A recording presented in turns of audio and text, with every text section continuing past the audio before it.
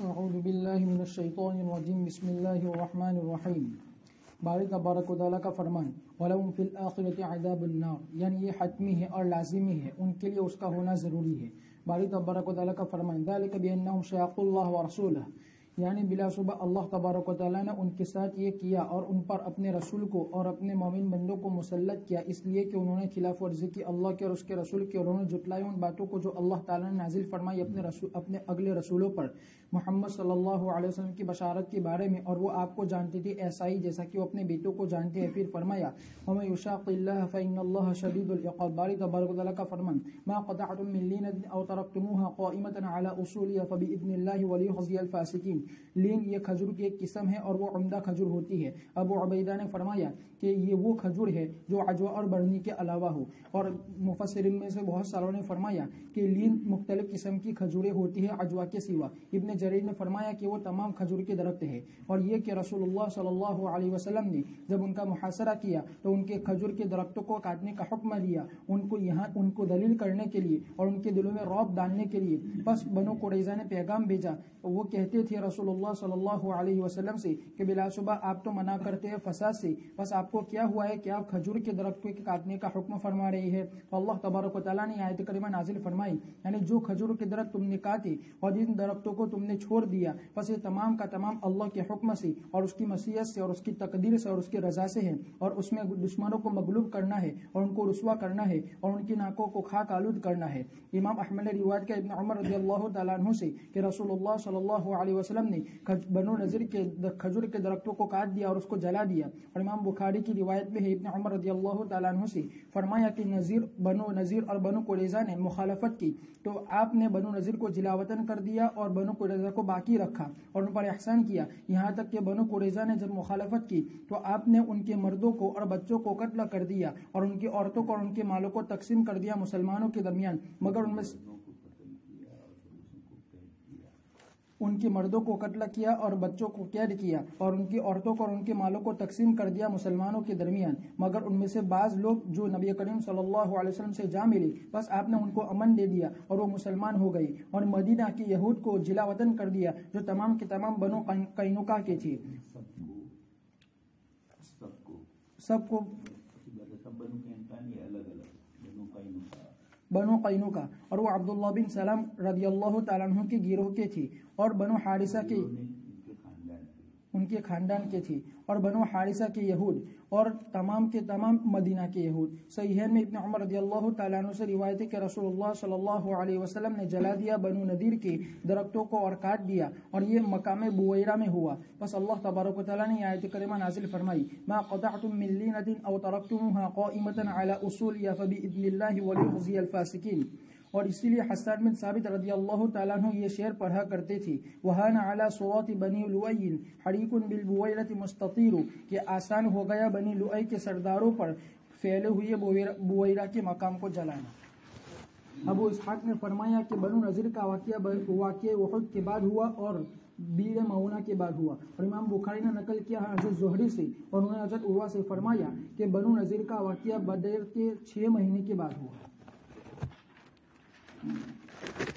وما أفاء الله على رسوله منهم فما أوجفتم عليه من خيل ولا ركاب ولكن الله يسلط رسله على من يشاء والله على كل شيء قدير. ما أفاء الله على رسوله من أهل القرى فلله وللرسول ولذي القربى واليتامى والمساكين وابن السبيل كي لا يكون دولة بين الأغنياء منكم وما آتاكم الرسول فخذوا وما نهاكم عنه فانتهوا واتقوا الله إن الله شديد العقاب.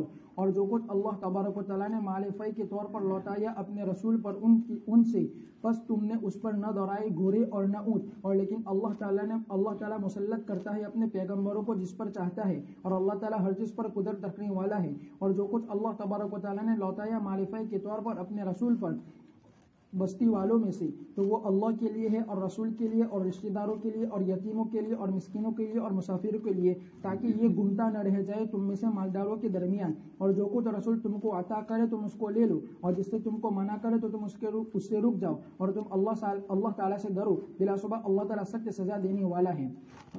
مال فی ہر وہ مال ہے جو کافروں سے حاصل ہو بغیر قتال کے، جس میں نہ گھوڑے دوڑائے گئے ہو اور نہ اونٹ، جیسے کہ بنو نذیر کی یہ اموال، اس لیے کہ یہ ان مالوں میں سے ہے کہ اس پر مسلمانوں نے نہیں دوڑائے گھوڑے اور نہ اونٹ، اور ان سے اور دشمن یعنی انہوں نے قتال نہیں کیا دشمنوں سے اس میں مقابلے کے ذریعے سے اور لڑائی کے ذریعے سے، بلکہ وہ اتر آئے رعب کی وجہ سے جو اللہ تعالیٰ نے ڈال دیا تھا ان کے دلوں میں، بس اللہ تبارک و تعالیٰ نے ان مال فی لوٹایا اپنے رسول پر، اسی لیے آپ اس میں تصرف کرتے تھے جیسا آپ چاہتے تھے، بس آپ نے اس کو لوٹا دیا مسلمانوں پر احسان اور مصلحت کے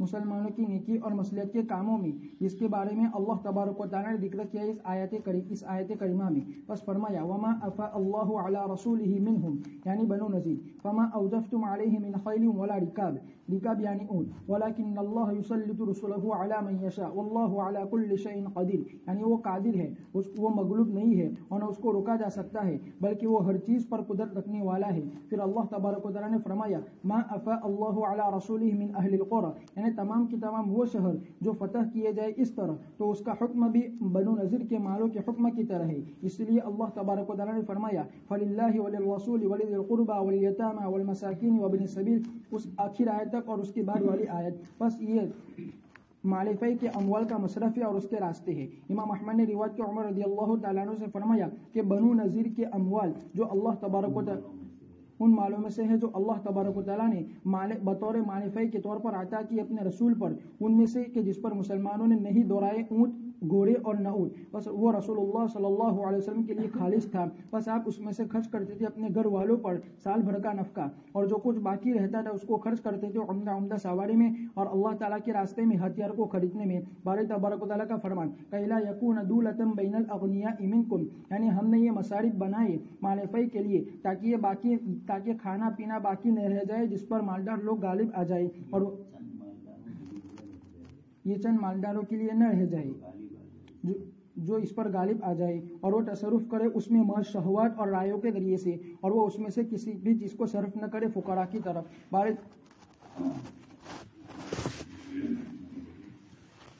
اللہ تبارک تعالیٰ نے اس صورت کے اندر بنو نذیر کے احوال کو ذکر فرمایا ہے۔ مسلمان ان کو اپنے ہاتھوں سے قتل کرتے تھے اور اللہ پاک نے مکہ والوں کو بھی عبرت کی طرف اشارہ فرمایا۔ ولولا ان كتب اللہ علیہم الجلاء، آگے اللہ پاک فرماتے ہیں کہ اللہ پاک اگر ان کے لیے جلا وطنی نہ لکھتے تب بھی دوسرا کوئی عذاب دیتے، اور ولہم عذاب الآخرہ، یہ تو دنیا کا عذاب ہے، آخرت کا بہت سخت ہے۔ اس کی وجہ بھی آگے اللہ پاک ذکر فرماتے ہیں ذالک بانہم شاقوا اللہ اور اس کے رسول سے دشمنی کرنے والے جو بھی اس قسم کے ہوں گے اللہ پاک ان کو سخت عذاب دیں گے۔ آگے مسلمانوں کو مال غنیمت کے سلسلے میں، مال فی کے سلسلے میں مسائل ذکر کیے جاتے ہیں۔ ما قطعتم من لینۃ او ترکتموها قائمۃ علی اصولها فباذن اللہ، اللہ کے رسول صلی اللہ علیہ وسلم اور صحابہ جو کچھ بھی ان کے درختوں کو کاٹتے تھے یا چھوڑتے تھے، یہ سب کا سب ان کے اپنے ہاتھ سے اپنے اختیار سے نہیں تھا، اللہ تبارک تعالیٰ کا حکم تھا۔ یہ یہودیوں کو جواب دیا، یہ جب آپ صلی اللہ علیہ وسلم نے درختوں کو کاٹنے کا حکم فرمایا تو یہ لوگ گھبرا گئے اور انہوں نے کہا کہ تم تو فساد نہیں مچاتے ہو، یہ تو ہمارا دنڈا ہے، تم لے رہے ہو۔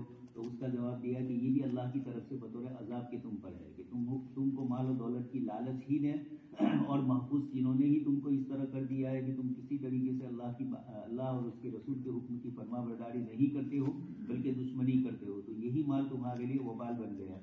تو علی وصولھا، جڑوں سے جو اکھیڑ رہے تھے جڑوں پر باقی رکھتے تھے، مراد یہ کہ جن درختوں کو چھوڑ دیتے تھے اور جن کو کاٹتے تھے، فباذن اللہ، یہ سب اللہ کے حکم سے ہو رہا تھا، اور تاکہ اللہ تبارک تعالیٰ ان نافرمانوں کو ذلیل فرمائے، رسوا فرمائے۔ لینتین کھجور کے درختوں کو ہی کہا جاتا ہے، البتہ کھجور کی مختلف قسمیں ہیں، سب سے اعلیٰ اجوا سمجھی جاتی ہے اور بھی دوسری آ گئی ہے۔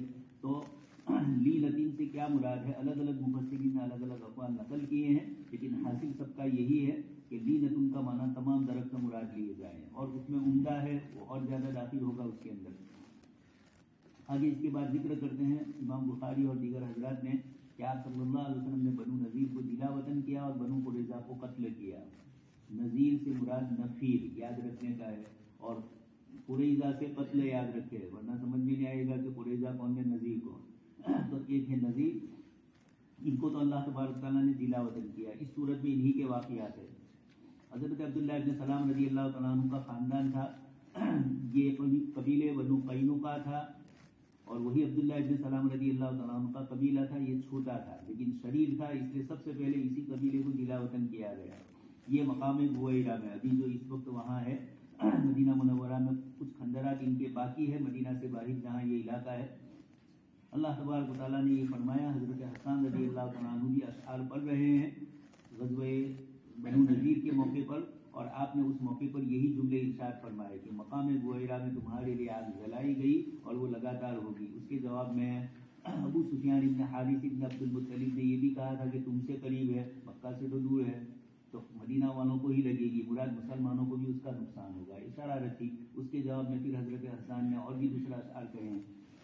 آگے آیت میں وما افاء اللہ علی رسولہ، یہاں سے اللہ پاک احکام کی طرف فرماتے ہیں کہ ایک تو مال غنیمت جہاں اسلامی لشکر جاتا ہے جہاد کے لیے، اور پھر مال غنیمت کے 4/5 حصے ان کو ملتے ہیں، اور باقی ان سے حصہ اسلامی بیت المال میں آتا ہے. پھر فللہ وللرسول واعلموا انما غنمتم من شیء فان للہ وللرسول، یہ اس طرح تقسیم ہوتا ہے. ما افاء اللہ علی رسولہ، لیکن وہ مال جس کے اوپر مسلمانوں کی طرف سے کوئی گھوڑے اور اونٹ، مراد یہ ہے کہ جہاد نہ کرنا پڑا. اللہ نے نبی کا اور صحابہ کا رعب ایسا ڈال دیا مدینہ کے یہودیوں کے اوپر کہ وہ خود بخود مغلوب ہو گئے. ایسا مال جو آتا ہے اس کو مال فی کہتے ہیں. آپ کی توہین ہے، ہدایت میں سب آ چکا ہے. تو یہ مال فی اس میں تقسیم کیا جائے، آپ صلی اللہ علیہ وسلم کی ثواب دید سے تقسیم ہوتا ہے. چنانچہ عموماً آپ صلی اللہ علیہ وسلم اس مال فی میں سے ازواج مطہرات کا سال بھر کا نفقہ بھی ادا کرتے تھے، اور اسلامی لشکر کے بجٹ میں جہاد کے لیے جو آلات چاہیے، ہتھیار چاہیے، اور جو دوسری چیزیں گھوڑے وغیرہ، ان میں بھی آپ صلی اللہ علیہ وسلم خرچ کرتے. تو اللہ پاک نے خود فرما دیا وَلَٰكِنَّ اللَّهَ يُسَلِّطُ رُسُولَهُ عَلَىٰ مَن يَشَاءُ، اللہ پاک اپنے رسولوں کو مسلط فرماتے ہیں اور دشمنوں کو مغلوب کر دیا جاتا ہے. وہ مال جو ملتا ہے بغیر کسی اس کے، وہ تو مال فی ہے.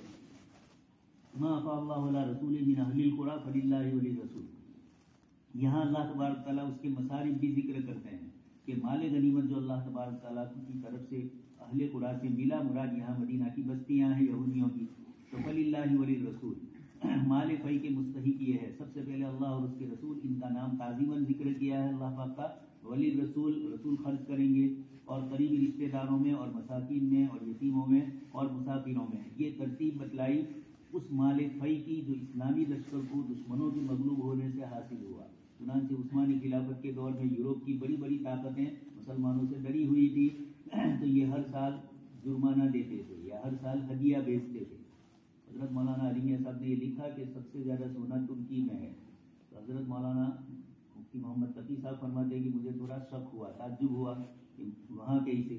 پھر جب میوزیم میں گئے وہاں ترکی کے استنبول کے، تو حضرت مولانا تقی صاحب نے قبول کیا کہ ہاں مولانا عریبیہ صاحب نے جو لکھا ہے وہ، اس لیے کہ دنیا بھر کے سارے بادشاہ مغلوب تھے عثمانی سلاطین سے، اس لیے یورپ سے ان کو راضی کرنے کے لیے اچھے اچھے تحفے ملتے تھے. اب ان کا ہو گیا، ابھی بحرین والے نے دیا کچھ ہدیہ، اس سے پہلے عمان والا جو مر گیا قابوس، اس نے دیا تھا انگلینڈ کی رانی کو. کتنے احمد بے تھی، تین دیوالی کی ضرورت ہے کھائے پینے، لیکن محض مغلوبیت، محض ان کو راضی کرنے کے لیے آقاؤں کو. تو کوئی زمانہ ایسا تھا کہ ترکوں کو راضی کرنے کے لیے، مسلمان سلاطین کو راضی کرنے کے لیے وہ دیتے تھے. خیر، تو یہ اس قسم کا جو ہوتا ہے یہ فللہ وللرسول، اکیلے بادشاہوں کے پاس نہ رہ جائے. قرآن کریم نے یہ آیات نازل فرما کر بتلا دیا کہ مال و دولت کی گردش ہو، اسی لیے مردوں کو سونا پہننے سے منع کیا. سونا پہننے کے لیے نہیں ہے، کاروبار کے لیے ہے. ہاں، عورتوں کے لیے ہے. وَمَن يُنَشَّأُ فِي الْحِلْيَةِ وَهُوَ فِي الْخِصَامِ غَيْرُ مُبِينٍ. 25واں سورہ بھروچ اس میں یہ آیت آ چکی ہے. تو میں يُنَشَّأُ فِي الْحِلْيَةِ آئے گی، اب وہ حلیہ ہی میں رہے گی.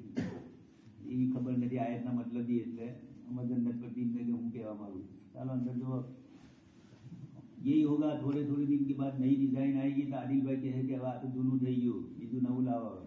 وَمَن يُنَشَّأُ فِي الْحِلْيَةِ، ان کا کام ہی زیورات میں رہنا ہے. یہاں شریعت مطہرہ یہ مسئلہ ذکر کرتے ہیں اللہ تبارک تعالیٰ کہ اسلامی اقتصادیات کے اصول یہ ہے کہ مال و دولت کسی ایک کے پاس جمع نہ ہو. ہمیں 5 کروڑ پتی 5 کروڑ میں. اس وقت جو ہندوستان کا حال ہے نہیں وہی کئی لائقوں ندولتم بین الاغنیاء، چند کروڑ پتیوں کو اڈانی امبانی کو مالدار کیا جا رہا ہے. ٹرین نہیں چل رہی ہے، حالانکہ کوئی تکلیف نہیں ہے. کوئی پلان بھیج لو تو تین دیوانوں تو تین مطابق اچھا ہے نہیں. اس سے پہلے کہ تم جلدی فارغ ہو جاؤ، زیادہ مہنگا ٹکٹ نہ خریدنا پڑے، منی پور سے یہاں تک کا تو یہ اس طریقے کا او من ينشأ في الحلیہ، یہاں پر اللہ پاک فرماتے ہیں لا یکون دولۃ بین الاغنیاء، اس لیے کہ مال و دولت جب بادشاہوں ہی کے پاس رہے گی تو ان کے خاندان ہی میں چلتی رہے گی، جیسے سعودی میں ہو رہا ہے، اور دوسروں تک نہیں جائے گی. اس لیے اللہ پاک فرماتے ہیں کہ جو اس طریقے کا مال آئے، مال غنیمت کے علاوہ اسلامی لشکر کے پاس یا بادشاہوں کے پاس یہ مال تقسیم ہونا چاہیے، چند آدمیوں کے پاس نہ رہے. یہ ایک تو آیت میں اشارہ کر دیا اور پورا اقتصادی نظام بھی اللہ پاک نے اس کے ذریعے بتلا دیا. دوسری آیت آپ سن چکے ہیں، نحن قسمنا بینہم معیشتہم فی الحیاۃ الدنیا، اس آیت میں بتلا دیا کہ ہم نے روزی تقسیم کی ہے، تم سب کو مالدار نہیں بنا سکتے ہو، اللہ پاک کا نظام ہے.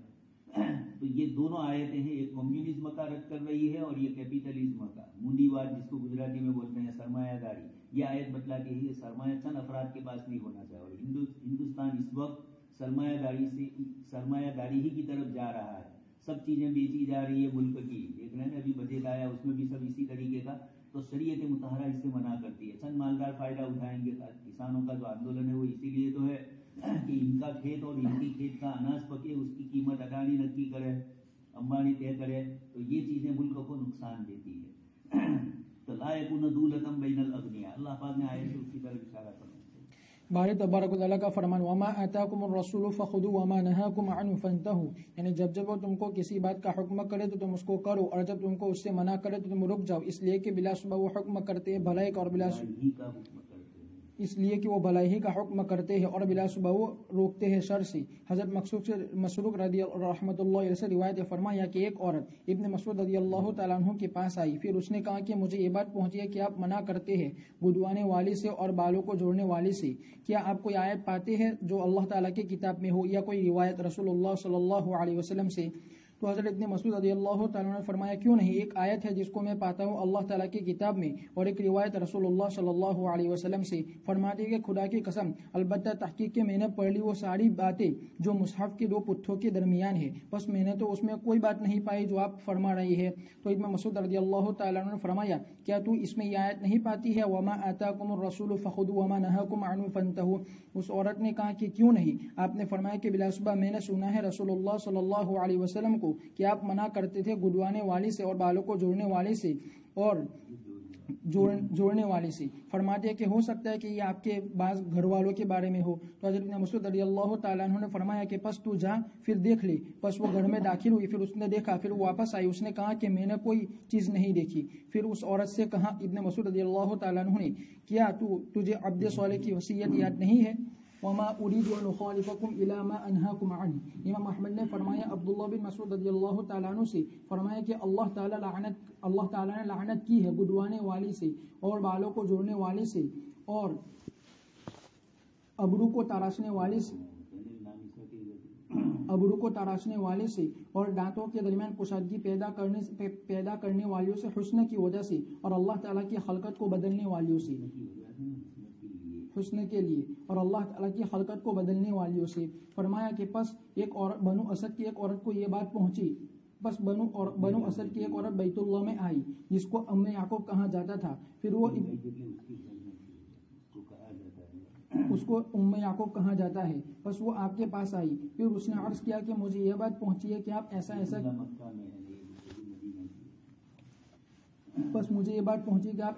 کہتے ہیں. ابن مسعود رضی اللہ تعالیٰ عنہ نے فرمایا مجھے کیا ہو گیا ہے کہ میں لعنت نہ کروں اس پر جس پر رسول اللہ صلی اللہ علیہ وسلم نے لعنت کی اور اللہ تعالیٰ کی کتاب میں بھی ہے. اس عورت نے کہا کہ بلا شبہ البتہ میں پڑھتی ہوں ان چیزوں کو جو قرآن کے دو پتھر کے درمیان ہے، پس میں نے تو اس کو نہیں پایا. تو ابن مسعود رضی اللہ تعالیٰ عنہ نے فرمایا کہ اگر تو اس قرآن کریم کو غور سے پڑھتی تو تحقیق کے اس کو پا لیتی. کیا تو نے یہ آیت کریمہ نہیں پڑھی وما آتاکم الرسول فخذوا وما نہاکم عنہ فانتہوا؟ اس عورت نے کہا کیوں نہیں. ابن مسعود نے فرمایا کہ بلا شبہ رسول اللہ صلی اللہ علیہ وسلم منع کرتے تھے اس سے. اس عورت نے کہا کہ بلا شبہ البتہ میں گمان کرتی ہوں آپ کے گھر والے ایسا کرتے ہوں گے. تو ابن مسعود نے فرمایا کہ تو جا پھر دیکھ لے. پس وہ گئی، پس اس نے اپنی ضرورت میں سے کسی چیز کو نہیں دیکھا. پھر وہ واپس آئے، پھر اس نے کہا کہ میں نے کوئی چیز نہیں دیکھی. فرمایا کہ اگر اس طرح ہوتا تو ہم کبھی، ابن مسعود نے فرمایا کہ اگر گھر والے اس طرح ہوتے تو ہم کبھی اکٹھا نہ ہوتے. تحقیق کی ثابت ہے کہ رسول اللہ صلی اللہ علیہ وسلم نے فرمایا کہ جب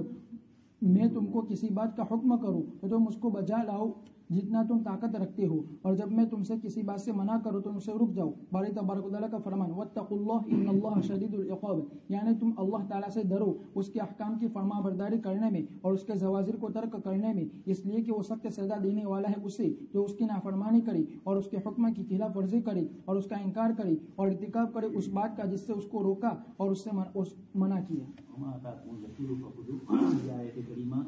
آپ صلی اللہ علیہ وسلم کے سلسلے میں ذکر کرتی ہے کہ اللہ کی اطاعت اور اللہ کے رسول کی اطاعت، یا ایھا الذین آمنوا اطیعوا اللہ واطیعوا الرسول، اس طریقے سے یہاں پر بھی رسول جو چیز دے، جس کا حکم کرے اس کو کرنا ہے، اور نبی جس سے منع کرے اس سے رکنا ہے۔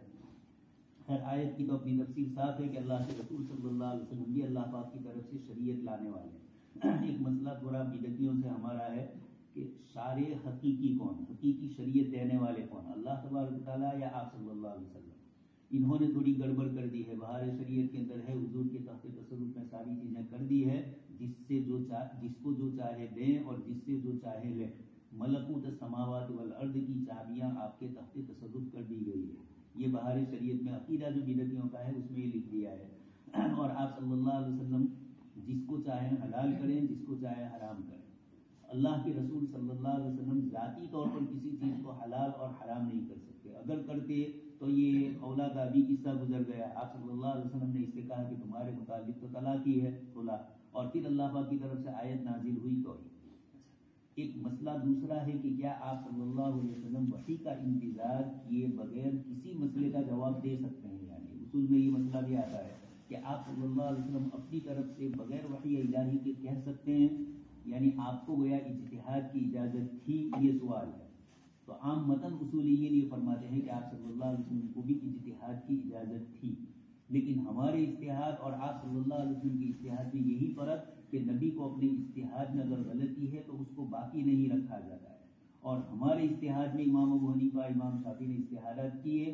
اب قیامت کے دن ہی پتہ چلے گا کہ رفع یدین کے مسئلے میں ہم صحیح تھے یا عدم رفع میں، یا وہ حضرات رفع میں صحیح تھے، یعنی خطا پر کون اور درستگی پر کون۔ لیکن علامہ کشمیری فرماتے ہیں کہ وہ لا خوف علیہم ولا هم یحزنون ہے، ورنہ پھر ماتر سوارا امام ابو حنیفہ کے پاس جائے کہ تم نے ہمارے پاس رفع نہیں کروایا، اور رفع تو اللہ پاک کے یہاں ثابت تھا۔ تو ائمہ کو وہاں پر اس طرح اجتہادی غلطی بس ختم، ان کو خطا پر بھی ثواب ملتا ہے، اس اعتبار سے بات پوری ہوئی۔ تو آپ صلی اللہ علیہ وسلم کو اجازت ہے یا نہیں؟ تو اصولیین نے یہی فرمایا کہ آپ کو اجتہاد کی اجازت تھی، البتہ اگر غلطی ہوتی تو اس اجتہاد کی درستگی ہوتی، جیسے ما کان لنبی ان یکون لہ اسریٰ حتی یثخن فی الارض۔ آپ صلی اللہ علیہ وسلم نے غزوہ بدر کے قیدیوں کے پاس سے فدیہ لے لیا تو اللہ تبارک تعالیٰ کی طرف سے ناراضگی کا اظہار ہوا، اور آپ نے خود فرمایا کہ حضرت عمر اور حضرت صاحب ان کے علاوہ سب کے اوپر عذاب ہوتا، اس طرح کی آیتیں آ چکی ہیں، روایتیں آ چکی ہیں۔ تو اس سے پتہ چلتا ہے کہ آپ صلی اللہ علیہ وسلم کو اللہ پاک کی طرف سے آپ شارع حقیقی نہیں ہے۔ قرآن نے خود آپ صلی اللہ علیہ وسلم کی جو تعریف فرمائی، یحل لهم الطیبات ویحرم علیہم الخبائث، یعنی حلال اور حرام نبی کرتے ہیں لیکن اپنی طرف سے نہیں کرتے۔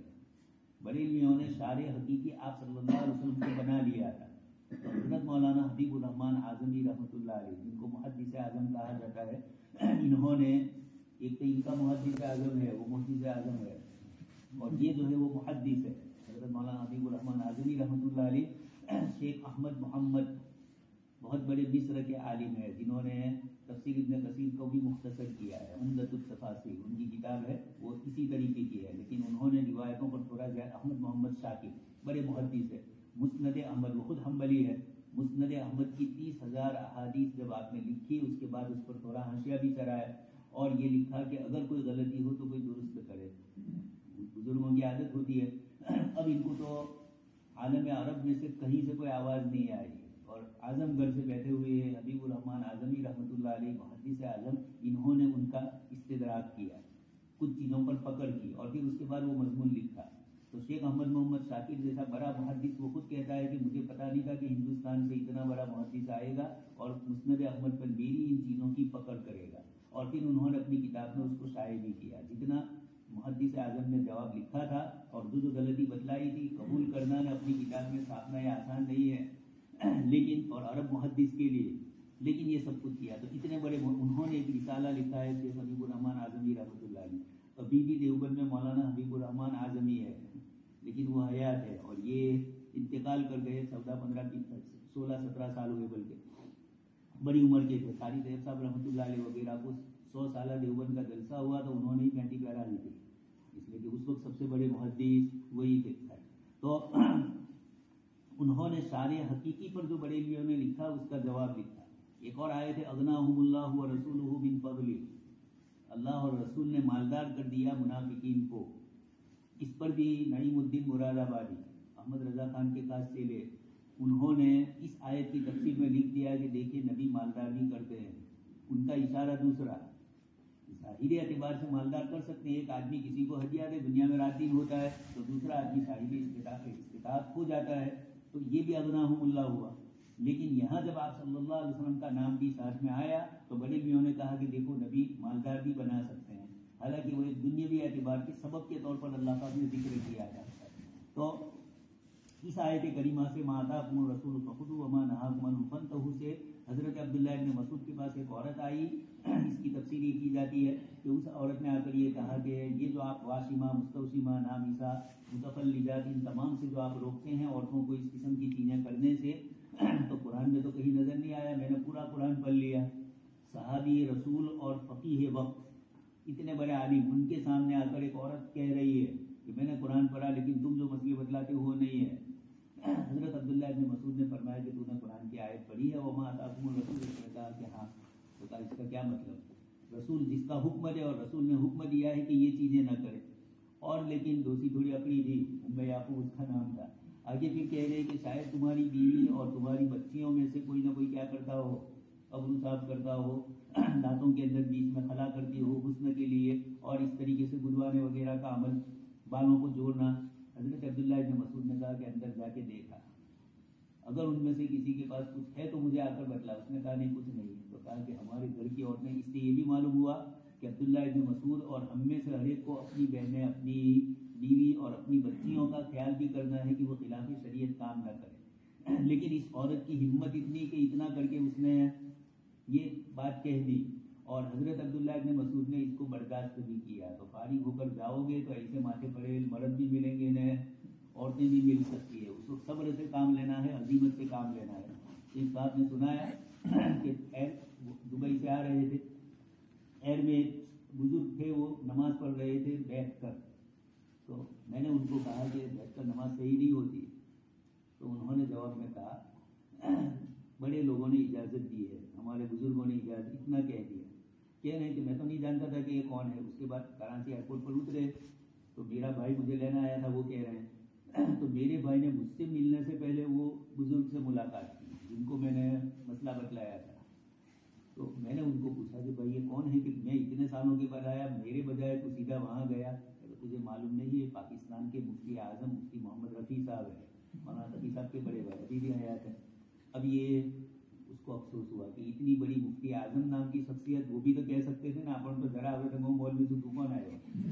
لیکن یہ ایسی ہستیاں ہوتی ہے اللہ تبارک کا، تو علم اسی سے مضبوط ہوتا ہے. کبھی ضرورت بھی پڑتی ہے کچھ لوگوں کو، کبھی کوئی جماعت اسلامی والا مل جائے یا اور کوئی اس طرح کے دوسری بہت ساری ایسی تنظیمیں ہیں، تو ان کو جواب میں کبھی سیدھا بھی دیا جا سکتا ہے. لیکن عام ایک غریب آدمی، معمولی سا آدمی، بے دین آدمی بیچارہ، اس کو کچھ دین کا پتہ نہیں ہے، اور وہ آپ سے اس طریقے سے کہے.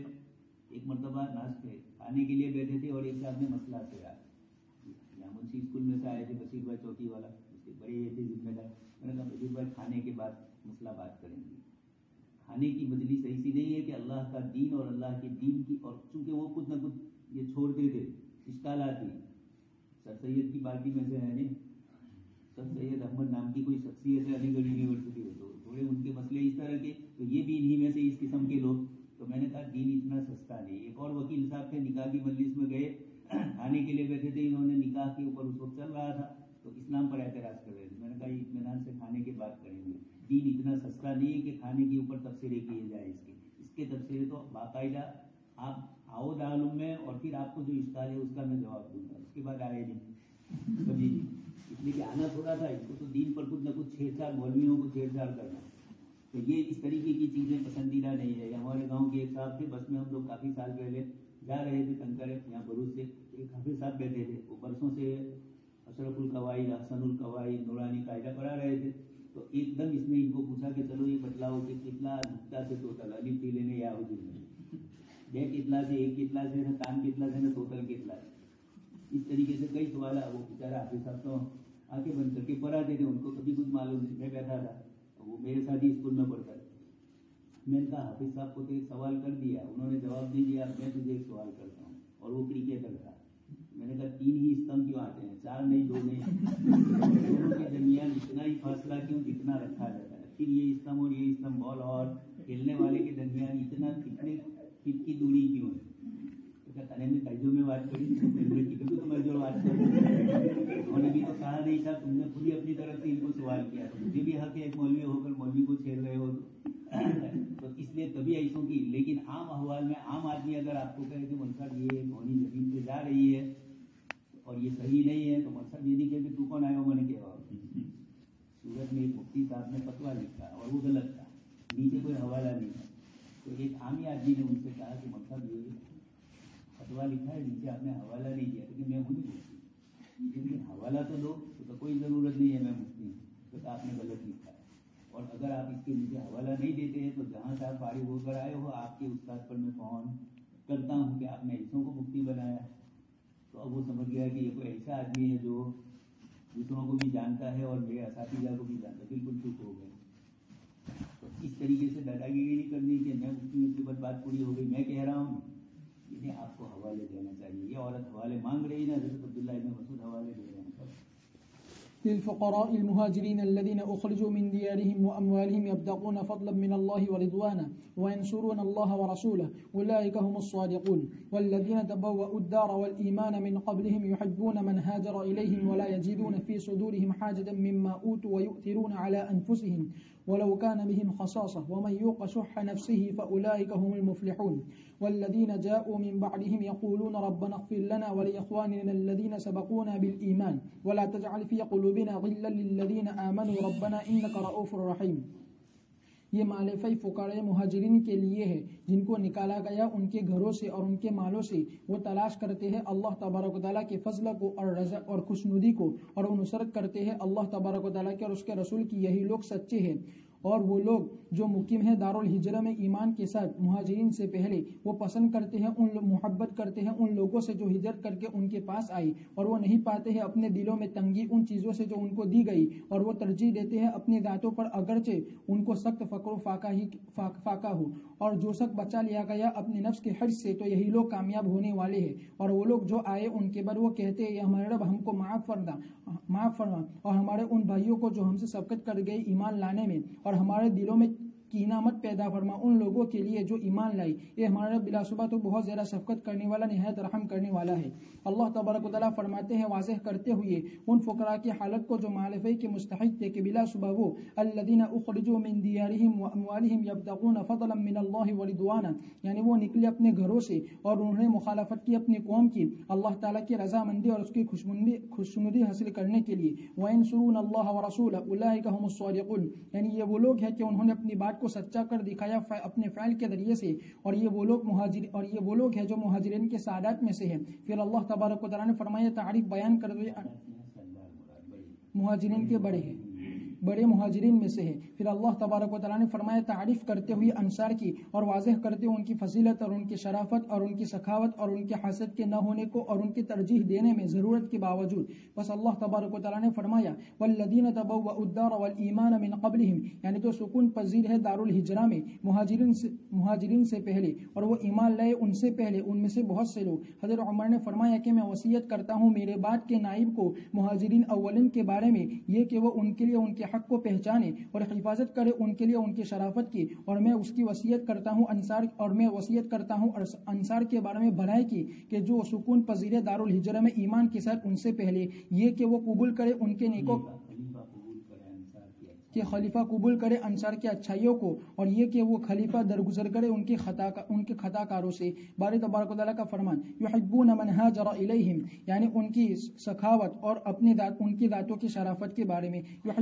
وہ مہاجرین کو پسند کرتے ہیں اور ان کی غمخواری کرتے ہیں اپنے مالوں کے ذریعے سے. امام احمد نے روایت کیا انس رضی اللہ تعالیٰ عنہ سے فرمایا کہ مہاجرین نے کہا اے اللہ کے رسول صلی اللہ علیہ وسلم, ہم نے نہیں دیکھا ان لوگوں کے مانند کسی لوگوں کو جن کے پاس ہم آئے ہیں جو زیادہ غم خاری کرنے والے ہو کم مال میں، اور نہ زیادہ خرچ کرنے والے ہو زیادہ مال میں۔ البتہ تحقیق کہ انہوں نے ہم کو آزاد کر دیا ہے کام کاج سے، اور انہوں نے ہم کو شریک کیا مال و دولت میں، یہاں تک کہ البتہ تحقیق کہ ہمیں ڈر ہے یہ کہ وہ سارے کے سارے سارا کا سارا اجر و ثواب نہ لے جائے۔ آپ نے فرمایا نہیں، جب تک کہ تم ان کی تعریف بیان نہ کرو اور تم اللہ تعالیٰ سے ان کے لیے دعا نہ کرو۔ نبی کریم صلی اللہ علیہ وسلم نے انصار کو بلایا تاکہ ان کو بحرین کی زمینیں عطا کرے، تو انہوں نے کہا نہیں، مگر یہ کہ تم ہمارے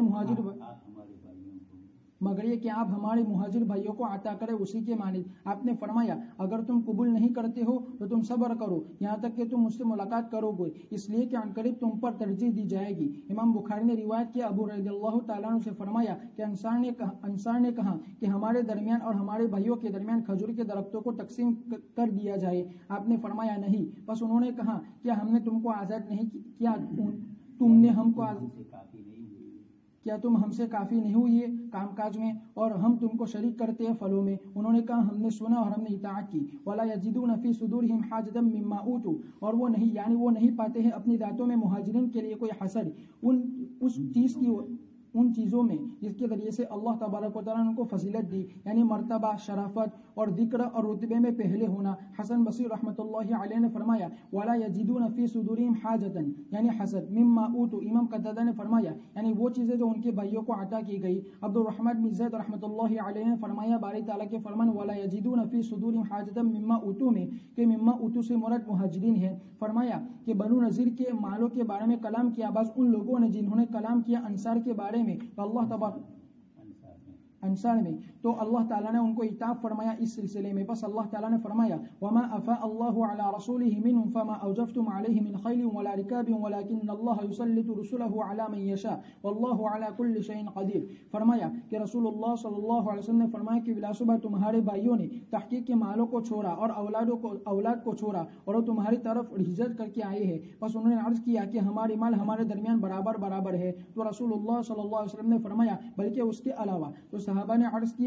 کہ وہ کیا ہے اے اللہ کے رسول صلی اللہ علیہ وسلم؟ فرمایا کہ ایسی قوم ہے جو کام کاج کو نہیں جانتی ہے، بس تم ان کو آزاد کر دو کام کاج، بس تم ان کے لیے کافی ہو جاؤ اور تم ان کے درمیان پھل کو تقسیم کر دو اور پھلوں میں تم شریک ہو جاؤ۔ تو انہوں نے کہا جی ہاں یہ اللہ کے رسول صلی اللہ علیہ وسلم۔ باری تبارک و تعالیٰ کا فرمان وَيُؤْثِرُونَ عَلَىٰ أَنفُسِهِمْ وَلَوْ كَانَ بِهِمْ خَصَاصَةٌ، یعنی ضرورت، یعنی وہ ضرورت مندوں کو مقدم کرتے ہیں اپنی ذاتوں کی ضرورت پر، اور وہ ابتدا کرتے ہیں لوگوں سے اپنے سے پہلے ان کی اس کی طرف ضرورت ہونے کی حالت میں۔ اور تحقیق کے ثابت ہے صحیح حدیث میں رسول اللہ صلی اللہ علیہ وسلم سے کہ بلا شبہ آپ نے فرمایا کہ افضل صدقہ کم کرنے والے کی محنت کرنے والے کی تھکے ہوئے کی کوشش ہے۔ اور اس مقام میں حضرت صدیق اکبر رضی اللہ تعالیٰ عنہ نے صدقہ کیا اپنے پورے مال کا، تو رسول اللہ صلی اللہ علیہ وسلم نے ان سے فرمایا آپ کیا چھوڑ کر آئیے اپنے گھر والوں کے لیے؟ تو حضرت صدیق اکبر رضی اللہ تعالیٰ عنہ نے عرض کیا کہ میں ان کے لیے اللہ اور اس کے رسول کو چھوڑ کر آیا ہوں۔ اسی طرح وہ پانی جو پیش کیا گیا تھا حضرت اکرمہ ان کے ساتھیوں پر یرموک کے دن، بس ان میں سے ہر ایک حکمہ دیتا تھا اس کو دے دینے کا اپنے ساتھی کی طرف، اور وہ زخمی تھے، بوجھل تھے اور زیادہ ضرورت مند تھے پانی کے، بس دوسرے ساتھی نے اس کو لوٹا دیا تیسرے کی طرف، پھر وہ تیسرے کی طرف نہیں پہنچا یہاں تک کہ وہ تمام یہ سب انتقال کر گئے اور نہیں پیا پانی کو ان میں سے کسی نے، رضی اللہ عنہم ورضاہم۔ امام بخاری نے فرمایا ابو رضی اللہ تعالیٰ عنہ سے کہ ایک شخص رسول اللہ صلی اللہ علیہ وسلم کے پاس آیا، پھر اس نے عرض کیا کہ اللہ کے رسول مجھے تنگی پہنچی ہے، بس رسول اللہ صلی اللہ علیہ وسلم نے اپنے ازواج مطہرات کی طرف پیغام بھیجا، بس ان کے پاس کوئی چیز نہیں ملی، تو نبی کریم صلی اللہ علیہ وسلم نے فرمایا کیا کوئی شخص ہے جو اس رات اس شخص کی مہمان نوازی کرے، اللہ تعالیٰ اس پر رحم فرمائے؟ بس انصار میں سے ایک شخص کھڑے ہوئے، پھر عرض کیا میں یہ اللہ کے رسول صلی اللہ علیہ وسلم۔ پھر وہ انصاری اپنے گھر والوں کے پاس آئے، پھر اپنی بیوی سے کہا کہ اپنے گھر والوں کی طرف لے گئی، پھر اپنی بیوی سے کہا کہ یہ رسول اللہ صلی اللہ علیہ وسلم کے مہمان ہے، تم ان سے کسی چیز کو جمع مت کرنا۔ بس عورت نے کہا کہ خدا کی قسم میرے پاس نہیں ہے مگر بچوں کے کھانے کے بقدر۔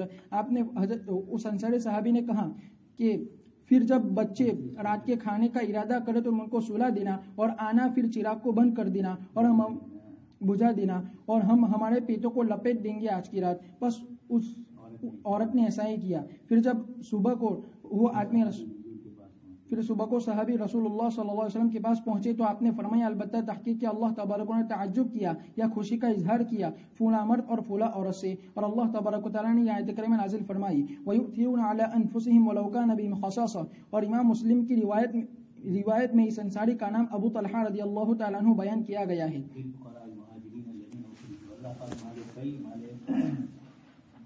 اس کے مستحقین کون ہیں؟ ان میں سب سے پہلے ذکر کرتے ہیں ان فقراء مہاجرین کا پہلا حصہ ہے جو اپنے گھروں سے اور اپنے مال سے نکالے گئے، مکہ مکرمہ سے جن کو نکالا گیا، سختیاں کی گئی، زیادتی کی گئی، یہ مہاجرین کا سب سے پہلے حق ہے۔ السابقون الاولون من المہاجرین، دوسری آیت میں بھی اللہ پاک نے مہاجرین کو السابقون فرمایا، یہاں پر بھی اخرجوا من دیارہم واموالہم، اپنے گھروں اور اپنے مالوں سے جن کو نکالا گیا۔ حضرت مولانا ابرار صاحب رحمۃ اللہ علیہ طلبہ کے لیے یہ آیت کہتے تھے، لیکن نکالے نہیں گئے تو لے کر آتے ہیں، کھانا بھی پینا بھی ہفتے تک کا بھی بہت سے تو بھر کے لاتے ہیں۔ تو فقراء مہاجرین، اور جو روزانہ ہی گاڑیوں پر بیٹھتے ہیں وہ تو ماشاء اللہ وہاں بھی پورا کر کے آتے ہیں، یہاں بھی۔ تو للفقراء المہاجرین، طالب علم اس میں شامل ضرور ہے۔ اس وقت سب سے بڑا مسئلہ یہی ہے کہ لوگ کہتے ہیں کہ ساری زکوٰۃ مدرسوں میں چلی جاتی ہے، غریبوں بیواؤں مسکینوں کو ملتی نہیں ہے، مدرسے والے ہضم کرتے ہیں، بڑی بڑی بلڈنگیں بناتے ہیں، پگار کم دیتے ہیں۔ تو یہ اس طریقے کی لوگ شکایت کرتے ہیں۔ حضرت مولانا خالد صاحب اللہ صاحب نے پورا جواب تفصیل سے اس کا دیا ہے کہ اس کے اندر انما الصدقات للفقراء والمساکین میں جو 8 مصارف ہے، ان 8 مصارف میں غور کرتے ہیں تو 2 چیزیں نظر آتی ہے، استحقاق اور دین کی مدد۔ المہاجرین، اس کے ساتھ ساتھ یہ بھی بتلا دیا کہ والعاملین علیہا، اس کی ذمہ داری اٹھانے والے، والمؤلفۃ القلوب، اس سے بھی ایمان اور اسلام کی طرف اشارہ۔ تو دین کے لیے جو زیادہ مفید ہو وہ حضرات، اور جو مستحق ہو۔ حضرت مفتی لاجپوری صاحب رحمۃ اللہ علیہ نے پورا جواب دیا ہے، اسکول میں دینا زکوٰۃ یا مدرسوں میں، فتاوی رحمیہ کی 5ویں جلد میں تو تفصیل سے اس کے اندر اہل علم کی فضیلت بتلائی۔ یہ اپنی جگہ پر ہے، اس کا انکار نہیں ہے، لیکن اتنی بات ضرور ہے کہ مدرسوں میں صرف زکوٰۃ ہی کیوں دیتے ہو؟ اصل سوال تو اس کا ہوتا ہے، آپ اپنی للہ رسومات میں سے بھی کچھ دیجیے یا اپنی اولاد کو دیجیے، اولاد کو بھی مدرسے بھیجو، یا یہ کہ تم للہ رسومات بھیجو تو تمہاری اولاد کی طرف سے کفایت کرے گی، زکوٰۃ تو تم کسی کو بھی دینے والے۔ خیر، زکوٰۃ لینے سے انکار نہیں کر رہا ہوں، زکوٰۃ کو اسلامی شریعت نے جس نظام کے ماتحت رکھا ہے اس میں تھوڑی افراتفری ہو رہی ہے کہ ساری زکوٰۃ مدرسوں میں چلی جاتی ہے، یہ بیوہ مسکین یتیم لوگوں کو نہیں ملتا ہے، جبکہ اسلام میں پورا کا پورا اس طرح کا نظام ہے۔ یہ مالداروں کی اپنی کمی ہے، اور وصول کرنے والے مدرسے والوں کو پوچھا کہ یاد چال سے کہ سال سے، حالانکہ جو دوسرے مذہب میں استعمال کریں گے، اس کا نہیں کس کا لکھا ہوا ہے کہ کیا ہوا کہ اس کے بعد ہے۔ تو اس لیے اس آیت کریمہ نے یہ بتلا دیا کہ مہاجرین جن کی جان مال کو چھوڑ کر وہ آئے تھے، اور مہاجرین جو اللہ کے دین کے لیے آئے تھے، استحقاق بھی تھا اور دینی نسبت بھی تھی۔ یبتغون فضلا من اللہ ورضوانا، یہ اپنے گھروں سے جو نکلے تھے تو کوئی اور دنیاوی مقصد نہیں تھا، اور جو اپنے گھر سے نکلے ہوں پڑھنے کے لیے تو یبتغون فضلا من اللہ ورضوانا کی نیت کرے تو ثواب ملے گا، ورنہ دھکے کھاتے رہیں گے آخر سے بروز تک کے تو کوئی فائدہ نہیں ہوتا۔ یہ یبتغون فضلا من اللہ ورضوانا، نیتوں سے ہی فرق پڑتا ہے۔ وَيَنْصُرُونَ اللَّهَ وَرَسُولَهُ، اللہ و رسول کی، اور وہ مدد کرتے ہیں اللہ و رسول کی، مراد اللہ و رسول کے دین کی خدمت کرتے ہیں تو شامل ہوں گے۔ وَالَّذِينَ تَبَوَّءُوا الدَّارَ، پہلا تو ان کا مقام، دوسرے نمبر پر آپ صلی اللہ علیہ وسلم پر آیت نازل ہوئی وَالَّذِينَ تَبَوَّءُوا الدَّارَ، وہ حضرات جنہوں نے بوّأ یبوّئ وَإِذْ بَوَّأْنَا لِإِبْرَاهِیمَ مَکَانَ الْبَیْتِ، وہاں بھی لفظ بوّأ آیا ہے، سکونت اختیار کرنا، مکان بنانا، جگہ پر رہنا۔ تو وہ حضرات جو مدینہ میں پہلے سے رہتے تھے، یعنی مہاجرین کی ہجرت سے پہلے جو رہتے تھے مراد انصار، اور کئی مہاجرین ایسے ہیں کہ جو بعد میں ہجرت کر کے آئے اور انصار اس سے پہلے ایمان لا چکے تھے مدینہ منورہ میں۔ یحبون من ہاجر الیہم، اور یہ ایسی قوم ہے انصار کی کہ وہ خود چاہتے ہیں کہ لوگ ہماری طرف ہجرت کر کے آئیں، ان کا بوجھ ہم اٹھائیں۔ ولا یجدون فی صدورہم حاجۃ مما اوتوا، اور اگر نبی یا اللہ پاک کی طرف سے ان مہاجرین کو کچھ ملتا ہے تو انصار تو اپنی طرف سے دیتے ہیں، اور مہاجر کو اگر کوئی ملتا ہے تو ان کو حسد نہیں آتا ہے۔ یہ قرآن نے کھول کر بتلایا۔ دنیا میں آج تک ہزاروں اور لاکھوں لوگوں نے ایک جگہ سے دوسری جگہ ہجرت کی، لیکن ہجرت کر کے جب وہاں گئے تو وہاں والوں نے ان کے ساتھ وہ مقام نہیں رکھا جو صحابہ کرام میں سے انصار نے مہاجرین کے لیے کیا تھا۔ پاکستان بن رہا تھا، مانگنے والے بہار اور یو پی کے مسلمان تھے، آبادی زیادہ وہی ہماری تھی، اور جہاں نہیں مانگا گیا ان کو ملا. پنجاب جو پاکستان انہوں نے مانگا نہیں تھا، سندھ والوں نے مانگا نہیں تھا، اور اسی طریقے سے بنگلہ دیش جو تھا مشرقی پاکستان انہوں نے مانگا نہیں تھا، ان کو تو مل گیا مقدیہ، خدا دار سلطنت ملی. لیکن جنہوں نے قربانیاں دی اور قربانی دے کر اس ملک میں تقسیم کروائی، اور پھر جب وہ گئے تو آج تک ان کا نام مہاجر ہے پاکستان میں. وہ اس کے بعد بھی انصار بن سکے. خیر، تو یہ دنیا بھر میں، یہ تو مسلمانوں کی بات کی جا رہی ہے. یہ ترکی ہے ابھی کہ جو شام کے مسلمانوں کو بہت اچھی طریقے سے رکھ رہے ہیں مہاجرین کو. باقی دنیا وہ بھی اللہ کے رسول ہی کی نسبت سے ہے، باقی طیب اردگان کو اور کیا نسبت ہے دوسری. تو یہ ان کی خدمت دین کے لیے ہے. یہ مہاجرین نے کہا کہ اللہ کے رسول یہ کیسی قوم ہے، ما رأینا مثل قوم، ایسی قوم کبھی ہم نے نہیں دیکھی کہ ہم ان کے پاس جاتے ہیں، یہ اپنی بیویاں پیش کرتے ہیں، اپنے بازار پیش کرتے ہیں، اپنے کھانے پینے کی چیزیں ہمارے سامنے پیش کرتے ہیں. حتیٰ کہ 2 مقام کے اوپر آپ صلی اللہ علیہ وسلم نے انصار کو کہا بھی کہ مہاجرین کو تو اب میں دے چکا ہوں، اب یہ تمہاری باری ہے کہ تم میں بھی جو غریب وغیرہ حضرات ہیں ان کو یہ چیزیں ہم دے. بحرین کا مال آیا اس وقت، اور دوسری روایت میں دوسرا بھی ہے. تو انہوں نے کہا کہ نہیں اللہ کے رسول آپ ان کو دیجیے، ہمیں نہیں چاہیے. حضور نے فرمایا کہ کس کو دوں، یہ تو میں نبی ہوں، تم کو دینا چاہتا ہوں، تم لینا نہیں چاہتے ہیں بس منع کہو، باقی یہ مت کہو. ایک صاحب نے ایک ادارے سے الگ ہو رہے تھے تو کہا میں ترستی سے الگ ہو رہا ہوں، میری جگہ پر فلانے کو ترستی رکھو. تو یہ آپ کا اختیار نہیں ہے، آپ کا اپنے علیحدہ ہونے کا تو ہے، باقی دوسرے کو رکھو اس کا. تو یہاں انصار نے کہا کہ نہیں مہاجرین ہی کو دو، ہمیں نہیں چاہیے. تو حضور نے فرمایا کہ اس کو دوں، یہ تو میرا اختیار ہے، تمہیں پہلے ترجیح دی جا رہی ہے لیکن تم قبول نہیں کر رہے ہو. تو اتقون المعون ونسلککم فی السماء. اس کے بعد یہ ہوا کہ جو مہاجرین کو کھجور ملے تھے، کھجور کے درخت وغیرہ مال غنیمت میں، تو مہاجرین تو کھیتی والے نہیں تھے، وہ تو تاجر لوگ تھے، مکہ والے تھے. اب ان کو کھیتی کرتے آتا نہیں تھا، تو آپ صلی اللہ علیہ وسلم نے انصار سے کہا کہ تم ان کی کھیتی تم ہی کرو، اور پھر بتائی کے اوپر آپس میں تقسیم کر لو کہ آدھا ان کا اور آدھا. لیکن یہ ہے کہ ان کو جو مال ملا ہے وہ کچھ نہیں ہوگا، اور دوسرا ہے کہ ان کو جہاد میں جانا ہے. مہاجر بنے ہیں تو ایسا تھوڑا کہ آرام سے رہنا ہے. اس ساقل تو ملا الارض جو قرآن نے فرمایا اسی نسبت سے. اس لیے مولوی بننے کے بعد موت تک احوال تو آتے ہی رہیں گے. جب رسول اللہ کا راستہ پسند کیا ہے تو آپ کو موت تک آتے رہے حالات، تو اس امت کو بھی آتے ہی رہیں گے. خیر، ولا یجدون فی صدورہم حاجۃ مما اوتوا، اپنے دلوں میں حسد نہیں پاتے ہیں. ما قال اللہ علی رسولہ، ابھی اللہ تبارک تعالیٰ نے آپ صلی اللہ علیہ وسلم نے یہی فرمایا ان اخوانکم قد ترکوا الاموال، یہ مہاجرین نے سب کچھ چھوڑا ہے. تو انصار نے کہا کہ ہمارے مال بیننا قطع ہے، ہمارا مال آدھا ان کا اور آدھا ہمارا.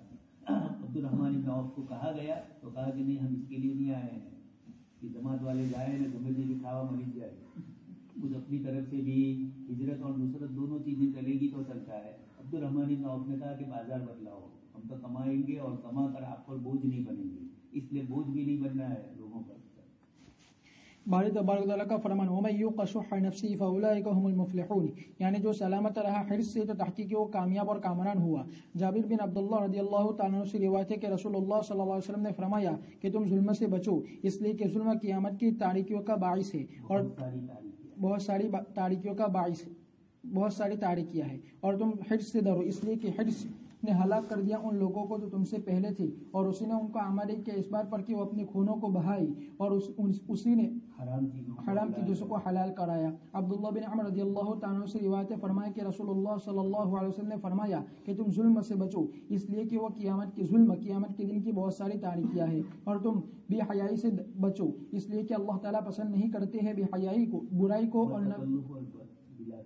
بتکلف اور بلا تکلف بے حیائی کو، اور بتکلف بے حیائی کو. اور تم حد سے بچو، اس لیے کہ اس نے ہلاک کر دیا ان لوگوں کو جو تم سے پہلے تھے، اور اسی نے ان کو حکم دیا ظلم کا، پس انہوں نے ظلم کیا، اور اسی نے ان کو حکم دیا فسق و فجور کا، پس انہوں نے فسق و فجور کیا، اور اسی نے ان کو حکم دیا قطع تعلق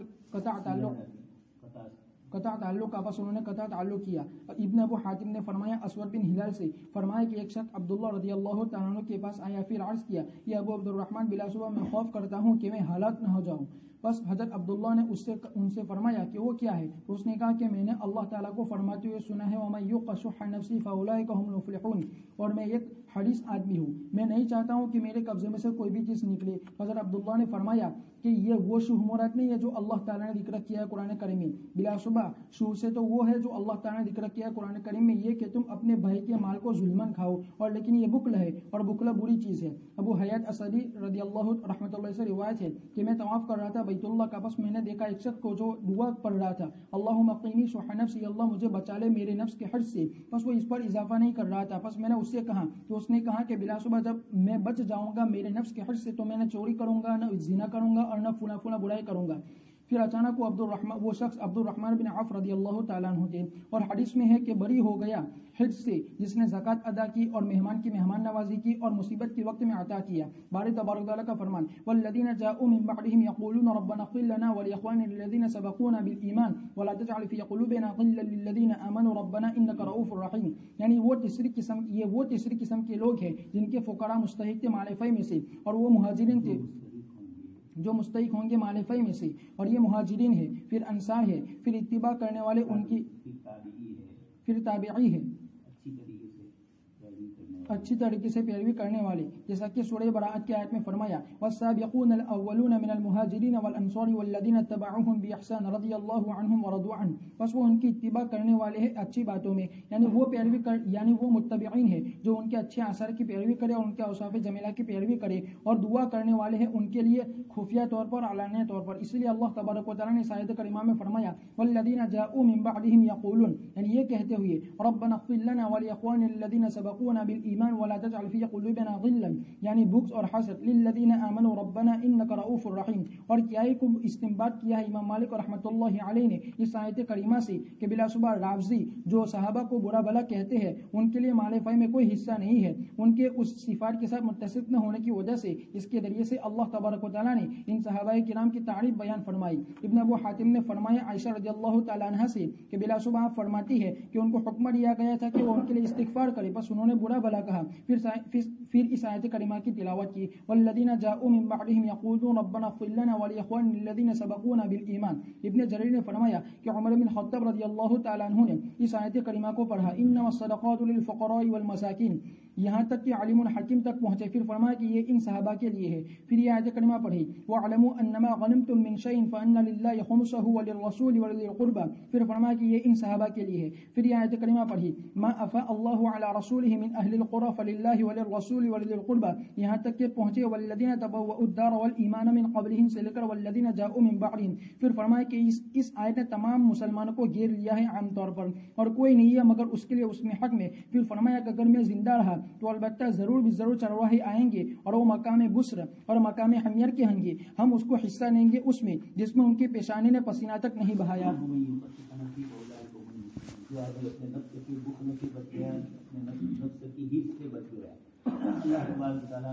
مال کی محبتیں انسان کے دل میں ہوتی ہے. دنیا بھر کے لڑائی جھگڑے کتنے فساد کس لیے ہو رہے ہیں، کسی کی زمین لے لی، کسی کا مال لے لیا، کسی کے ساتھ ناحق ظلم کیا. یہ اس طرح کی جتنی شکلیں بنتی ہے وہ سب کسی حرص کی بنیاد پر ہوتی ہے. اس لیے اس آیت کریمہ میں فرمایا کہ مومن بخیل نہیں ہوتا ہے، مومن حریص نہیں ہوتا ہے. ایاکم الظلم. اور اللہ کے رسول صلی اللہ علیہ وسلم نے فرمایا کہ اسی حرص و ہوس نے پچھلے لوگوں کو تباہ کیا. آپس میں رشتہ داریاں ٹوٹتی ہے وہ بھی اسی وجہ سے. حملہم الان سفکوا دماءہم، کوئی کسی کا مال لے لیتا ہے، قریبی رشتہ داروں میں آپس میں ہوتا ہے، جو کمزور ہوتا ہے اس کے مال کو ہڑپ کر لیا جاتا ہے، یتیموں کے، بیواؤں کے، مسکینوں کے مال کو. اس لیے قرآن کریم نے یأکلون فی بطونہم نارا سے اس کو تعبیر فرمایا. حضرت عبداللہ بن عمر رضی اللہ عنہ نے اس روایت میں اور آگے یہ بھی فرمایا، تفحش سے بتکلف اور بلا تکلف، فحش گوئی، بے حیائی، بکواسات، غلط قسم کی، ان سب سے منع فرمایا. آگے اس کے بعد فرمایا کہ تم سے پہلے لوگوں کو اسی حرص و ہوس نے ظلم پر آمدہ کیا، پھر انہوں نے گناہ کیے اور اپنی رشتہ داری کو توڑا. اس لیے کہ قطع رحمی اور صلہ رحمی دونوں کے درمیان فرق ہے. صلہ رحمی میں آپ کچھ معاف کر دیتے ہیں اور قطع رحمی کے اندر آپ لے لیتے ہیں دوسروں کا. ان دونوں چیزوں سے اس سے منع فرمایا. آگے ایک صاحب نے حضرت عبداللہ بن مسعود سے کہا کہ میری طبیعت یہ ہے کہ میرے اندر حرص ہے.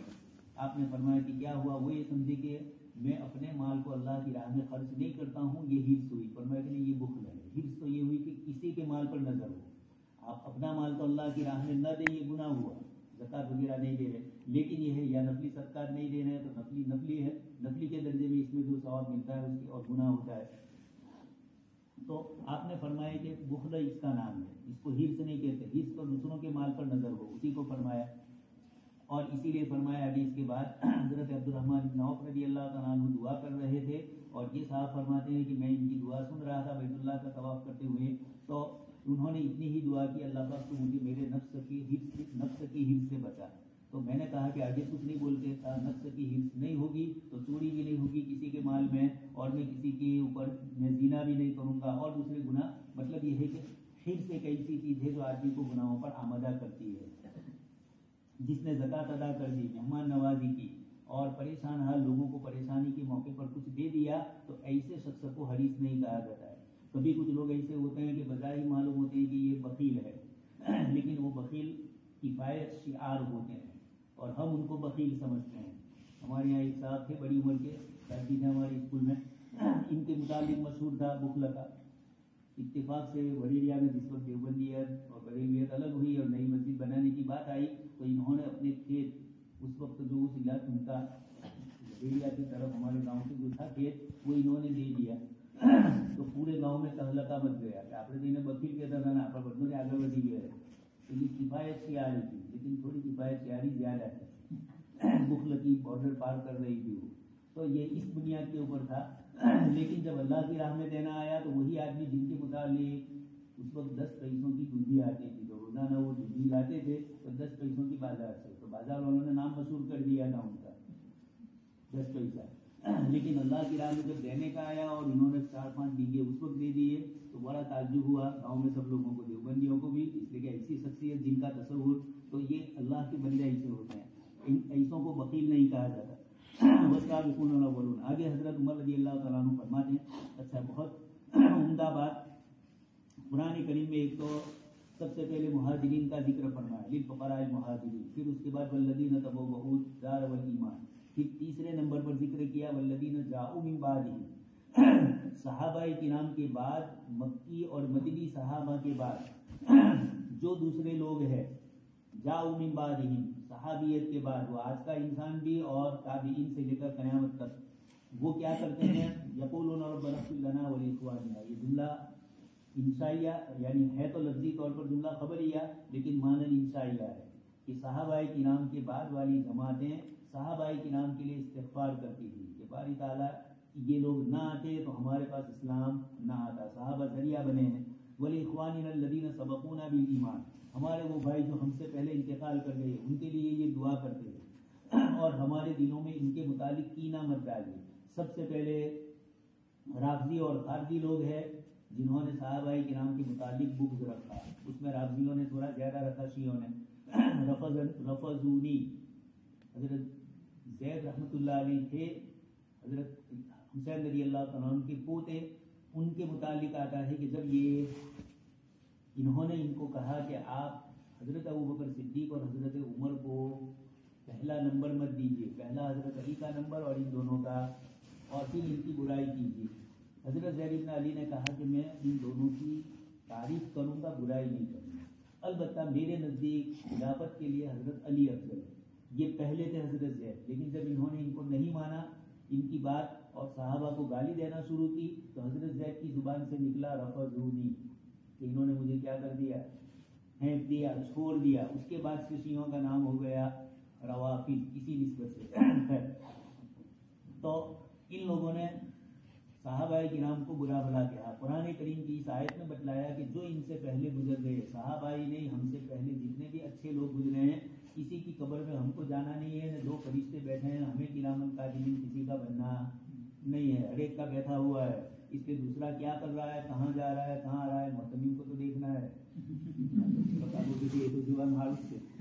تو یہ اس طریقے کا کسی کے متعلق تحقیق کرنے کی، کسی کی توہ میں رہنے کی، جاسوسی کرنے کی ہمیں ضرورت نہیں ہے۔ ہمارے فرشتے بیٹھے ہیں، وہ ہماری جاسوسی کر رہے ہیں، اس لیے ہمیں دوسروں کی پنچایت میں نہیں، ان کے بیٹھے ہیں تو ان کے لیے۔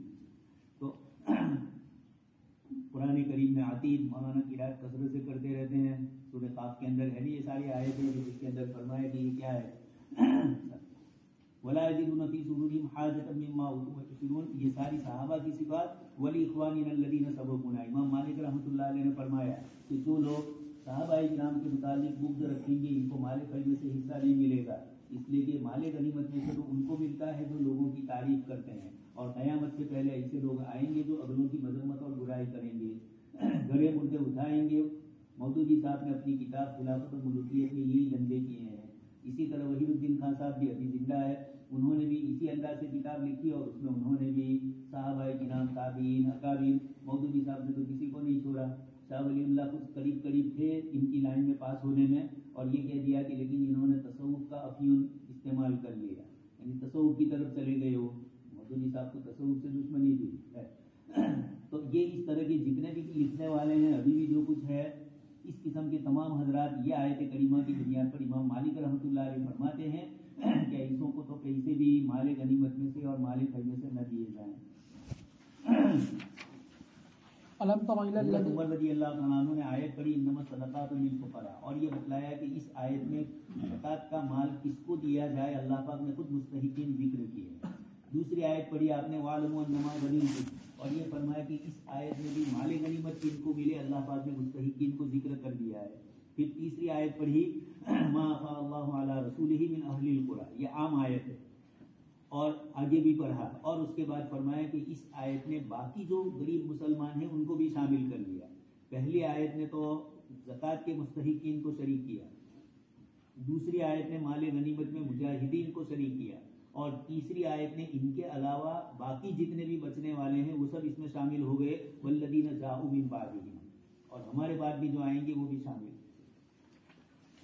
ألم تر إلى الذين نافقوا يقولون لإخوانهم الذين كفروا من أهل الكتاب لئن أخرجتم لنخرجن معكم ولا نطيع فيكم أحدا أبدا وإن قوتلتم لننصرنكم والله يشهد إنهم لكاذبون لئن أخرجوا لا يخرجون معهم ولئن قوتلوا لا ينصرونهم ولئن نصروهم ليولن الأدبار ثم لا ينصرون لأنتم أشد رهبة في صدورهم من الله ذلك بأنهم قوم لا يفقهون لا يقاتلونكم جميعا إلا في قرى محصنة أو من وراء جدر بأسهم بينهم شديد تحسبهم جميعا وقلوبهم شتى ذلك بأنهم قوم لا يعقلون كمثل الذين من قبلهم قريبا ذاقوا وبال أمرهم ولهم عذاب أليم كمثل الشيطان إذا قال للإنسان اكفر فلما كفر قال إني بريء منك إني أخاف الله رب العالمين فكان عاقبتهما أنهما في النار خالدين فيها وذلك جزاء الظالمين۔ کہ آپ نے نہیں دیکھا ان لوگوں کی طرف جنہوں نے منافقت اختیار کی، وہ کہتے اپنے ان بھائیوں سے جنہوں نے کفر کیا اہل کتاب میں سے کہ اگر تم نکالے گئے تو ہم ضرور تمہارے ساتھ نکل جائیں گے اور ہم نہیں بات مانیں گے تمہارے بارے میں کسی کی کبھی بھی، اگر تم سے قتال کیا گیا تو ہم ضرور تمہاری مدد کریں گے، اور حالانکہ اللہ تعالیٰ گواہ ہے کہ بلا شبہ یہ البتہ جھوٹے ہیں۔ اگر وہ نکالے گئے تو وہ نہیں نکلیں یہ ان کے ساتھ نہیں نکلیں گے، اور اگر ان سے قتال کیا گیا تو وہ ان کی مدد نہیں کریں گے، اور اگر وہ ان کی مدد بھی کریں گے تو وہ پیٹھ پھیر کر بھاگ جائیں گے، پھر ان کی نصرت نہیں کی جائے گی، اور البتہ تمہارا خوف زیادہ ہے ان کے دلوں میں اللہ سے، اور یہ اس وجہ سے کہ بلا شبہ ایک ایسی قوم ہے جو سمجھ نہیں رکھتی ہے، وہ تم سے قتال نہیں کریں گے اکٹھا ہو کر مگر محفوظ بستیوں میں یا دیواروں کے پیچھے سے، ان کا اختلاف ان کے درمیان میں زیادہ سخت ہے، تم ان کو گمان کرتے ہوئے اکٹھا حالانکہ ان کے دل تو الگ الگ ہے، یہ اس وجہ سے کہ بلا شبہ ایک ایسی قوم ہے جو عقل نہیں رکھتی ہے۔ ان لوگوں کی مثال ان لوگوں کی طرح جو ان سے کچھ پہلے گزرے، جنہوں نے چکھا اپنے معاملے کا وبال اور ان کے لیے دردناک عذاب ہے۔ ان لوگوں کی مثال اس شیطان کی طرح ہے جب اس نے کہا انسان سے کہ تو کفر کر، پھر جب اس نے کفر کر لیا تو اس نے کہا کہ بلا شبہ میں تو بری ہوں تجھ سے، بلا شبہ میں ڈرتا ہوں اللہ رب العالمین سے، بس ان دونوں کا انجام یہ ہوا کہ بلا شبہ وہ دونوں جہنم میں ہے جس میں ہمیشہ رہنے والے ہیں، اور یہی ظالمین کی جزا ہے۔ اللہ تبارک و تعالیٰ بتلاتے ہیں منافقین کے بارے میں، جیسے کہ عبداللہ بن ابی اور اس کے ساتھی، جس وقت کہ انہوں نے پیغام بھیجا بنو نذیر کے یہود کی طرف کہ وہ ان سے وعدہ کرتے ہیں نصرت کا اپنی ذاتوں کی طرف سے، بس اللہ تبارک و تعالیٰ نے فرمایا الم تر الی الذین نافقوا یقولون لاخوانهم الذین کفروا من اہل الکتاب لئن اخرجتم لنخرجن معکم ولا نطیع فیکم احدا ابدا وان قتلتم لننصرنکم۔ اللہ تعالیٰ نے فرمایا واللہ یشہد انہم لکاذبون، یعنی البتہ وہ جھوٹے ہیں اس وعدے میں جو انہوں نے ان سے کیا، اس لیے اللہ تبارک و تعالیٰ نے فرمایا ولئن قوتلوا لا ينصرونهم، یعنی وہ ان کے ساتھ قتال نہیں کریں گے، ولئن نصروهم، یعنی انہوں نے اگر ان کے ساتھ قتال کی کرے بھی لیولن الادبار ثم لا ينصرون، اور یہ بذات خود مستقل ایک بشارت ہے۔ پھر اللہ تبارک و تعالیٰ نے فرمایا لانتم اشد رہبۃ فی صدورہم من اللہ، یعنی وہ ڈرتے ہیں تم سے زیادہ ان کے اللہ تعالیٰ سے ڈرنے سے، جیسا کہ اللہ تبارک و تعالیٰ کا یہ فرمان اذا فریق منہم یخشون الناس کخشیۃ اللہ او اشد خشیہ، اسی لیے اللہ تبارک و تعالیٰ نے فرمایا ذلک بانہم قوم لا یفقہون۔ پھر اللہ تعالیٰ نے فرمایا لا یقاتلونکم جميعا الا فی قرى محصنۃ او من وراء جدر، یعنی بلا شبہ وہ بزدلی کی وجہ سے اور گھبراہٹ کی وجہ سے قادر نہیں ہے اسلام کے لشکر سے مقابلہ کرنے پر، بلکہ یا تو قلعوں میں یا دیواروں کو پیچھے سے محصور ہو کر، پس وہ قتال کرتے اپنے سے ضرورت کو دفع کرنے کے لیے۔ پھر اللہ تبارک و تعالیٰ نے فرمایا بأسهم بینہم شدید، یعنی ان کی دشمنی آپس میں زیادہ سخت ہے، جیسا کہ اللہ تعالیٰ نے فرمایا وَيُذِيقَ بَعْضَكُمْ بَأْسَ بَعْضٍ، اس لیے اللہ تبارک و تعالیٰ نے فرمایا تحسبهم جميعا وقلوبهم شتى، یعنی تم اس کو اکٹھا ہونے والے دیکھتے ہو اور تم ان کے بارے میں خیال کرتے ہو متحد ہونے والے، حالانکہ وہ مختلف ہے انتہائی اختلاف میں۔ ابراہیم نقی نے فرمایا یعنی اہل کتاب اور منافقین مراد ہے، ذلك بأنهم قوم لا يفقهون۔ پھر اللہ تبارک و تعالیٰ نے فرمایا كمثل الذين من قبلهم قريبا ذاقوا وبال امرهم ولهم عذاب الیم۔ امام مجاہد امام سدی نے فرمایا کہ ان لوگوں کی مثال ان لوگوں کی طرح ہے جن کو مصیبت جو کفار قریش کو مصیبت پہنچی بدر کے دن۔ ابن عباس رضی اللہ تعالیٰ عنہما نے فرمایا کہ ان لوگوں کی مثال یہ ان لوگوں کی طرح ہے جو ان سے پہلے گزرے، یعنی بنو قینقاع کے یہود، اور یہ قول درستگی کی زیادہ مناسب ہے، اس لیے کہ بنو قینقاع کے یہود کو رسول اللہ صلی اللہ علیہ وسلم نے تحقیق جلا وطن کر دیا تھا اس سے پہلے۔ اللہ پاک فرماتا ہے منافقین کے متعلق کہ جس وقت مسلمان ان کے ساتھ مقابلے کے لیے آئے بنو نذیر کے ساتھ، تو اس وقت مدینہ کے جو منافقین تھے اللہ پاک نے ان کو کہا الذین کفروا من اہل الکتاب اور لاخوانہم، آپس میں ان کو بھائی بتلایا منافقین کو اور یہود کو، لئن اخرجتم لنخرجن معکم۔ عبداللہ ابن ابی وغیرہ نے ان کو کہلوایا کہ اگر تمہاری بستیوں سے تمہیں خالی کیا گیا تو ہم بھی تمہارے ساتھ مدینہ چھوڑ دیں گے، اور ولا نطیع فیکم احدا ابدا، یا مقابلے کے لیے تم آؤ گے تو ہم بھی تمہارے ساتھ مقابلے میں مسلمانوں کے مقابلے میں شریک رہیں گے۔ لننصرنکم، ہم تمہاری ضرور مدد کریں گے، کسی کی نہیں سنیں گے، یعنی ہمارے خاندان والے جو انصار ہیں وہ اگر ہمیں کہیں گی بھی کہ تم مسلمانوں کے ساتھ رہو یا نہ رہنا ہو تو ان کے ساتھ مت رہو، لیکن ہم کسی کی نہیں سنیں گے۔ اللہ پاک فرماتے ہیں جھوٹے وعدے ہیں، واللہ یشہد انہم لکاذبون، خالی کہ ہمیں سے تمہاری ضرورت، اور پھر اس کے بعد کوئی دور دور تک نظر نہیں آتا ہے۔ گجراتی میں اسی لیے کہا جاتا انگلی دکھا کر انگور پورا اٹھا دیا جاتا ہے لوگوں کو، تو یہ اللہ پاک نے وعدہ کیا۔ اور اگر اللہ پاک فرماتے ہیں لئن اخرجوا، بہت دھکے مار کے اگر بہت زیادہ ان کو غیرت دکھلائی گئی منافقین کو یہود کی طرف سے کہ تم تو بہت وعدے کرتے تھے، اب کیا ہے، فلا یخرجون معهم، ان کے ساتھ ایک تو نکلیں گے نہیں، اور اگر نکلے بھی ولئن قتلوا لا ينصرونکم، تو خالی بوموں پار سے پیچھے سے ہٹ کر لیکن مدد نہیں کریں گے۔ اللہ پاک فرماتے ہیں وَلَئِن نَصَرُوهُمْ، اور اگر تھوڑی کچھ سیدھی مدد کے لیے آئیں گے بھی تو یہود بھی شکست کھائیں گے اور منافقین بھی۔ ابن کثیر کہتے ہیں کہ یہ اللہ پاک کی طرف سے ایک مستقل انعام ہے کہ اگر یہود کے ساتھ منافقین شریک بھی ہو جائیں تب بھی مدینہ والوں کا کچھ بگاڑ نہیں سکیں گے، بلکہ اللہ تبارک تعالیٰ ان کا ہی نقصان پہنچائیں گے۔ تو اگر منافقین مدد کے لیے آئے یہود کے تو اللہ کی طرف سے مسلمانوں کو غلبہ دیا جائے گا، پہلے سے ہی اللہ پاک نے وعدہ فرما دیا۔ آگے اللہ پاک فرماتے ہیں کہ اتنی بیوقوف قوم ہے کہ اللہ سے نہیں ڈرتی ہے اور صحابہ سے ڈرتی ہے، لیکن جب بندہ کسی سے نہیں ڈرتا ہے تو اللہ ان کا رعب دل میں ڈال دیتا ہے۔ تو مسلمانوں کا رعب ان کے دلوں میں آ گیا تھا، منافقین کے دلوں میں۔ سن ہی چکے ہیں آذربائیجان اور آرمینیا کتنے دن تک لڑائی چلتی رہی اور طیب اردگان بلا تکلف ہتھیار دیتے ہی رہے، کوئی بیک نہیں لگی ان کو، نہ امریکہ کی نہ رشیا کی، سمجھ رہے تھے کہ یہ سب کھوکھلے ڈال رہے ہیں۔ اور کسی طریقے سے چاہے وہ شیعہ برادری تھی آذربائیجان کی، لیکن یہ ہے کہ وہ اتنے شیعہ نہیں ہیں پکے ایرانیوں کی طرح، یہ ترکی شیعہ ہے، اس لیے کسی نہ کسی دن سنیت کی طرف، اور ان کے نعرے بھی اس وقت سن رہے تھے اللہ اکبر کے، ورنہ شیعہ کا اللہ اکبر کے نعرے یہ تو رڑوانا دعویٰ ہو جاتا ہے، ان کی تو مرضی ہی پڑے جاتے ہیں نہیں۔ جب انہوں نے اس طریقے سے شور مچایا تو حضرت زین العابدین فرماتے ہیں ہؤلاء قتلونا، ان لوگوں نے تو ہمیں قتل کیا ہے، فمن قتلنا بعدہ، اور یہ رو رہے ہیں تو پھر قتل کس نے کیا ہم کو، کوئی دوسری مخلوق آئی اوپر سے۔